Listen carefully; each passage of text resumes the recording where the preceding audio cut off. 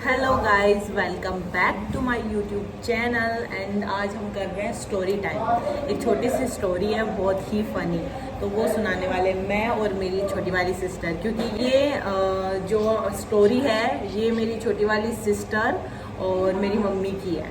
तो मतलब आधा वो बताएगी, क्योंकि पूरा एक्सपीरियंस तो उनके साथ है ना, तो आधा वो बताएगी। लेकिन मैंने जब सुनी थी मुझे बहुत मज़ा आया, तो मैंने कहा मैं आप लोगों को भी सुनाती हूँ। वो अभी आएगी तो मैं बताऊँगी आपको। आजा आलू। तो अभी वो बताएगी आपको कि कैसे। मैं स्टार्ट करती हूँ। ये है राधाष्टमी की स्टोरी है। जब राधाष्टमी का टाइम था ना, तब सब लोग रील स्क्रॉल कर रहे थे। तू कहाँ बैठेगी? इधर रूम में बैठेगी, लेकिन यहाँ पे कहाँ बैठेगी? मेरी गोद में बैठेगी क्या? चेयर लेके आ। नहीं, ऐसे खड़ी रहूंगी। ठीक है। तो क्या हुआ, राधाष्टमी की है। राधाष्टमी जैसे आने वाली, कल राधाष्टमी है और आज ये लोग शाम को सो रहे थे सब लोग। ये दोनों मम्मी और ये सो रही थी, मैं तो यहाँ पे थी नहीं। तो ये सो रही थी, ये रील स्क्रॉल कर रहे थे। तो जब कोई भी ओकेजन आता है तो उसके बारे में रील्स आती रहती है। तो क्या हुआ, उसमें एक रील आई।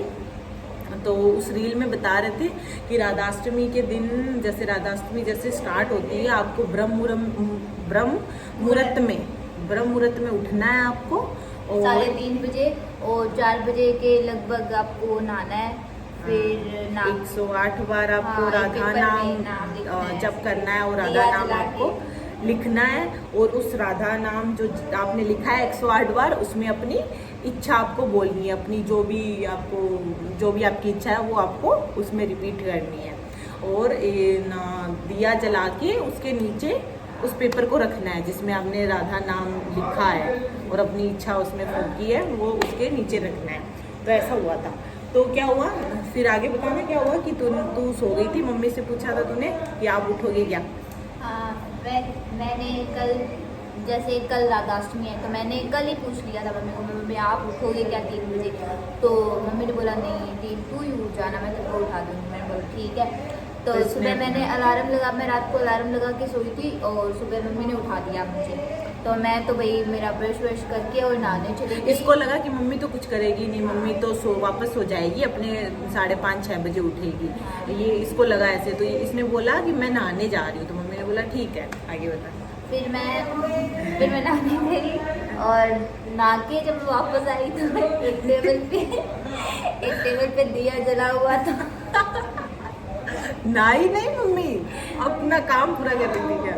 दिया जला हुआ था और लड्डू बैठे थे सामने, उनकी फेवरेट ड्रेस ब्लू कलर की पहन के। हाँ, उसमें ऐसा भी बताया था कि कान्हा जी को ब्लू कलर की ड्रेस पहनानी है। हाँ, तो लड्डू बैठे थे सामने ब्लू कलर की ड्रेस पहन के। मेरी मम्मी दिया जला के बैठी थी और एक पेपर पेन लेके, मतलब ना लड्डू को नहलाया होगा ना खुद नहाई होगी, बस सीधा दिया जला दिया कि बेटी से पहले मैं अपनी इच्छा पूरी करूंगी। और फिर मैं आई, मैं शौक हो गई देख के। हैं मम्मी को ऐसे देख रही हूँ, मम्मी मुझे देख रही है।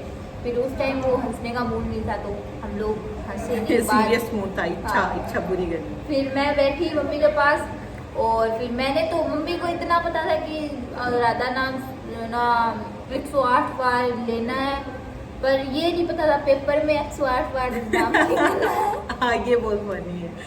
तो फिर क्या हुआ, मैंने तो भाई अपने पेपर में 108 नाम लिख दिए, राधा नाम लिख रही थी। हाँ, मतलब मैं लिख रही थी। और फिर मम्मी ने पेपर फोल्ड कर दिया।